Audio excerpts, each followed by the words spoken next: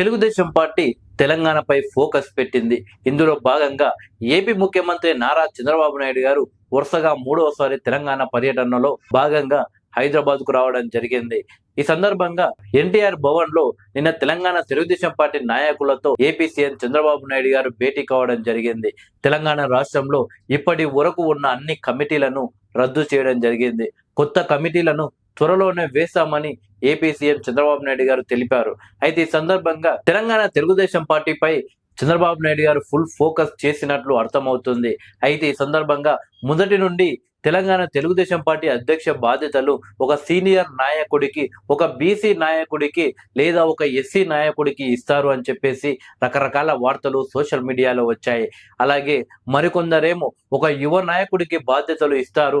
ఆంధ్రప్రదేశ్లో ఏ విధంగా అయితే యువ నాయకులకు ఎమ్మెల్యే టికెట్లు ఇచ్చారో అదే విధంగా తెలంగాణ తెలుగుదేశం పార్టీ అధ్యక్షుడిగా కూడా ఒక యువ నాయకుడికి బాధ్యతలు ఇస్తారని వార్తలు వచ్చాయి.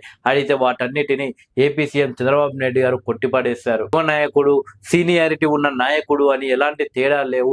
కేవలం ప్రజల్లో మంచి ఆదరణ ఉన్న నాయకుడికి తెలంగాణ తెలుగుదేశం పార్టీ బాధ్యతలు ఇస్తామని టీడీపీ అధినేత చంద్రబాబు నాయుడు గారు తెలిపారు.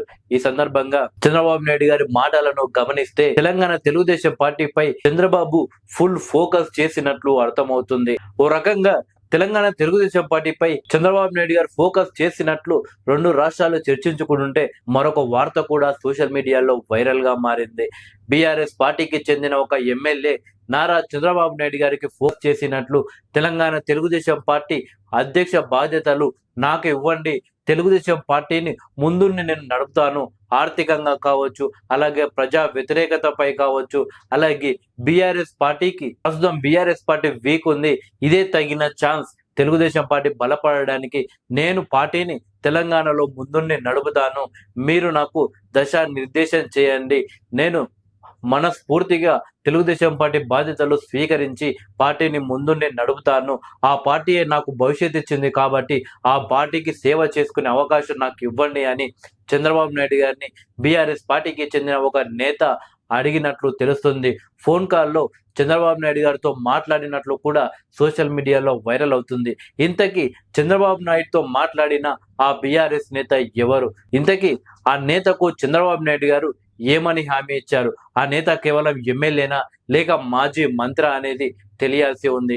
మొత్తానికి ప్రస్తుతం ఈ వార్త అయితే సోషల్ మీడియాలో వైరల్ గా మారింది. ఒకవేళ చంద్రబాబు నాయుడు గారితో మాట్లాడిన ఆ నేత ప్రస్తుతం బీఆర్ఎస్ పార్టీలో ఒక బడా నేత అయితే మాత్రం బీఆర్ఎస్ పార్టీకి ఒక బిగ్ షాక్ అని చెప్పవచ్చు. తెలుగుదేశం పార్టీకి కూడా ఒక గుడ్ న్యూస్ అని చెప్పవచ్చు.